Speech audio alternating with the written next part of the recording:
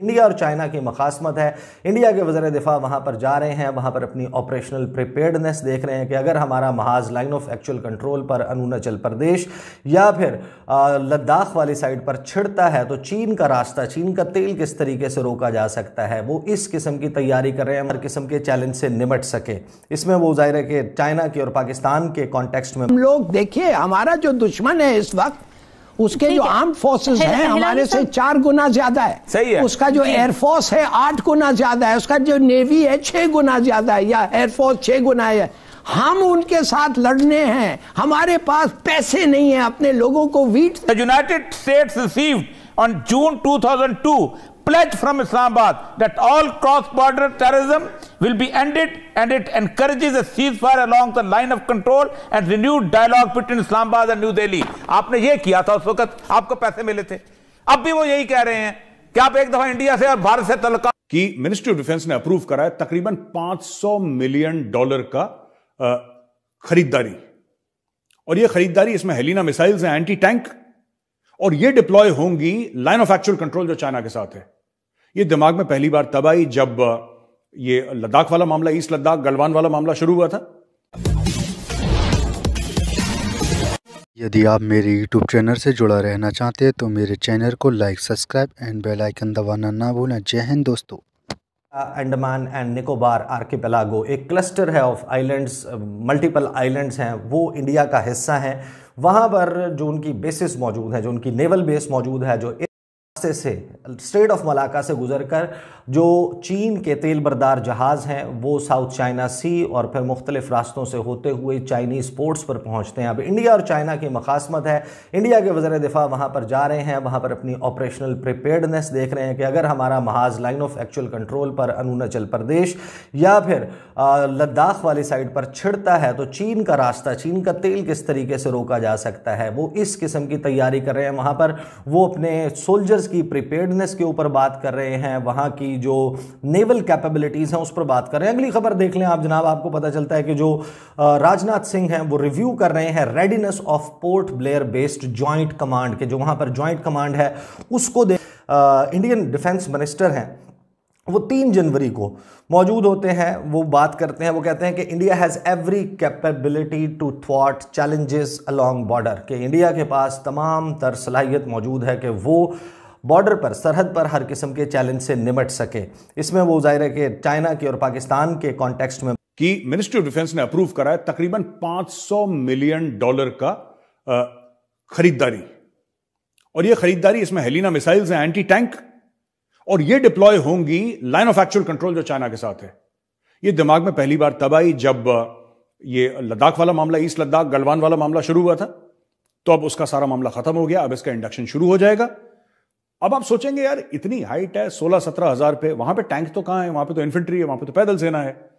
लेकिन दोस्तों बात यह होती है कि चाइना ने वहां पे लाइट टैंक्स डिप्लॉय कर रखे हैं, क्योंकि कई एरिया वहां पे मैदानी है जहां पे टैंक्स चल सकते हैं। तिब्बत जो है, तिब्बत, वो तो पूरा प्लेटू है, वो तो सपाट मैदान है, पहाड़ियां जरूर हैं आसपास, लेकिन तिब्बत इटसेल्फ इज अ प्लेटू। तो हम लोग जब चाइना से लड़ेंगे, टैंक से कौन लड़ेगा? टैंक से टैंक लड़ेगा। टैंक से टैंक लड़ेगा या फिर टैंक से एंटी टैंक वेपन लड़ेगा। तो हमारे जो लाइट टैंक्स हैं जोरावर, वो भी इंडक्ट हो रहे हैं, वो इसमें शामिल नहीं है, वो अलग से प्रोग्राम चल रहा है। लेकिन ये बड़ा, हम लोग देखिए, हमारा जो दुश्मन है इस वक्त, उसके जो आर्म फोर्सेस हैं हमारे से 4 गुना ज्यादा है। सही है। उसका जो एयरफोर्स है 8 गुना ज्यादा है, उसका जो नेवी है 6 गुना ज्यादा है, या एयरफोर्स 6 गुना है। हम उनके साथ लड़ने हैं, हमारे पास पैसे नहीं है अपने लोगों को वीट। झूठ बोलते रहे कि हम तालिबान को नहीं सपोर्ट करते हैं। बार बार उन्होंने कहा तुम्हारे टेरिटरी से आए हैं, तुम्हारे हथियार लेके आए हैं, तुम्हारे लोग उनके साथ हैं, मगर हम कुछ नहीं करते। क्यों? इसलिए कि हम फंसे हुए होते हैं। हमारे पास इतनी ताकत नहीं है कि हम कहें government policy is people's policy, जो पीपल चाहते हैं वो हम करेंगे, नहीं कहते। ये हमारा कसूर है, मैं मानता हूं। देखें, United states received on June 2002 pledge from Islamabad that all cross-border terrorism will be ended, and it encourages a ceasefire along the line of control and renewed dialogue between Islamabad and New Delhi। आपने ये किया था उस वक्त, आपको पैसे मिले थे। अब भी वो यही कह रहे हैं कि आप एक दफा इंडिया से और भारत से तल्लुकात उस्तवार करें तो कर लें।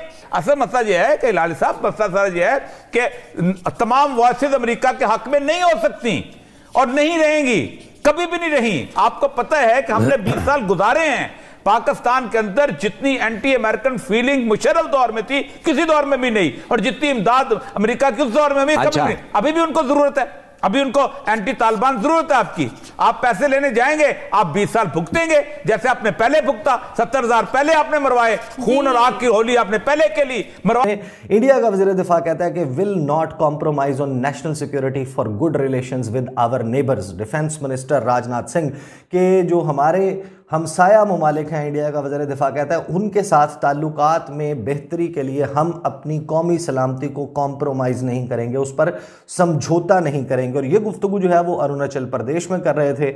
वहाँ पर उन्होंने कहा कि हम चाहते हैं कि तमाम हमसाया ममालिक के साथ दोस्ताना ताल्लुकात हों, लेकिन ऐसा कभी भी इंडिया की जो कौमी सलामती है उसके ऊपर कॉम्प्रोमाइज़ करके, समझौता करके नहीं किया जाएगा। बड़ी इसकी जो है वो तफसील है जो उन्होंने इसमें बयान की है। मैं खबर जो है वो आई क्विकली गो थ्रू और अगली खबर के ऊपर आ जाते हैं। अगली खबर है जनाब बिजनेस स्टैंडर्ड पे कि defence minister Rajnath Singh to brief foreign envoys about aero India.